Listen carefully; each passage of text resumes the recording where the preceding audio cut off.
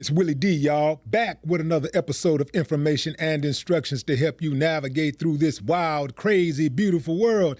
In the studio, Maxo Kream. Yay. What's going down, Willie? Finally, man, finally. We've been talking about sitting down for a while. It's been years, actually. Yeah, but like a little bit, probably like a year and some change. Nah, it's been longer than that. Longer than that? Yeah. But you've been busy. Nah, for sure. You've been extremely busy. I didn't know that you was doing all the stuff that you was doing, man. Like, I'm talking about public stuff. I ain't supposed to know about your private stuff. Right. Publicly, I ain't know that you was that active. Gotta stay Damn. active, man. Rap hustling, everything hustling, you feel me? Life of hustle. Yeah. So keep at it. Yeah. How many albums you got out now? On Apple Music, 8. In real life, I'm going to say like 11.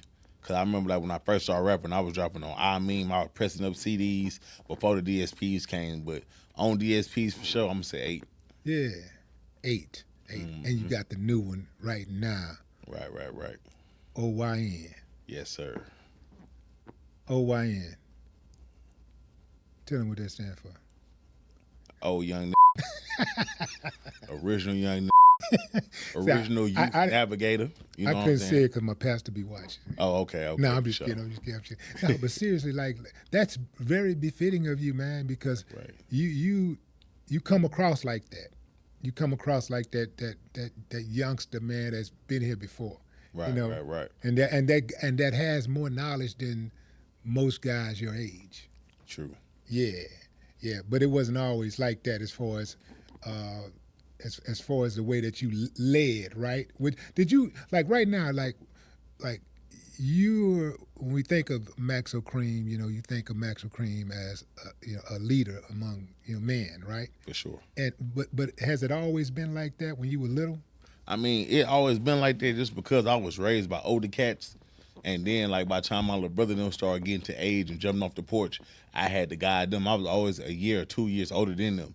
Okay. So I done seen it, done it before they, you know what I'm saying? So they always listen to me. But I'm the second oldest, cousins, brothers, all that. All my homies, like, I always been the oldest. I always been, like, the leader, you know what I'm saying? Yeah. So it been like that for a minute. But I feel like OYN, it just fit me because I'm 36 now, you know what I'm saying? Mm-hmm. I'm older, you know what I'm saying? I'm definitely a man. I'm not a young no more, but I've been there.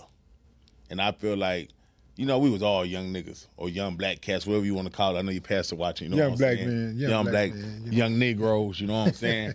But I feel like my generation was the one that really, like, you know what I'm saying, kicked in the door for what they got going on, and now we seeing what our previous actions, you know what I'm saying, raised them up to be. Whether it's music, whether them looking up to us, because even when you was younger, you looked up to the older cats. We looked up to the older cats.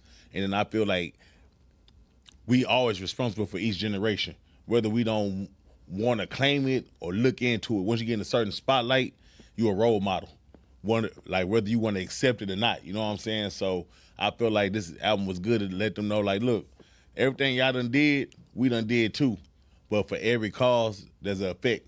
You know what I'm saying? For every action is a reaction. And one thing about us, I feel like we knew that. You know what I'm saying? Like my generation. But did you know that when you first started jumping off the porch? When you first jumped off the porch, 14, 15 years old, did you have that sense of awareness? Yeah, because I feel like my generation, it was more like, okay, like, there's a lot going on, pistol play, violence, but we was still here. And I knew if I talked down on Lil Joe from Herm Clark, and then we go to that party, or Lil Sid from A-Leaf or whatever, you say whatever, you had to see him. Mm. You had to address that. And consequences come with that. You know what I'm saying? And yeah, and like, even though, like, our generation was heavy, like, gun, drugs involved, and, you know what I'm saying, beefing, you could always settle something with a one-on-one, with a fight. You know what I'm saying? I feel like that's gone. Yeah. I really honestly feel like that's gone. When I talk to my little cousins, talk to my little homies and stuff, like, this generation will catch an attempted murder before they catch an ass whooping. We wasn't like that. You know what I'm saying? Ain't that something how they will risk their freedom than get an ass whooping, take an ass whooping? And it ain't necessarily, look, man, you might not necessarily get your ass whooped if you just fight back. Come on, man. Because I've been in situations, man, where I fought the biggest and the baddest dude on the block, in the hood, whatever, in the city. you know, and I came out on top. But, you know, sometimes when I fought, man, in fact, most of the times I fought, I was scared. I just didn't want to lose.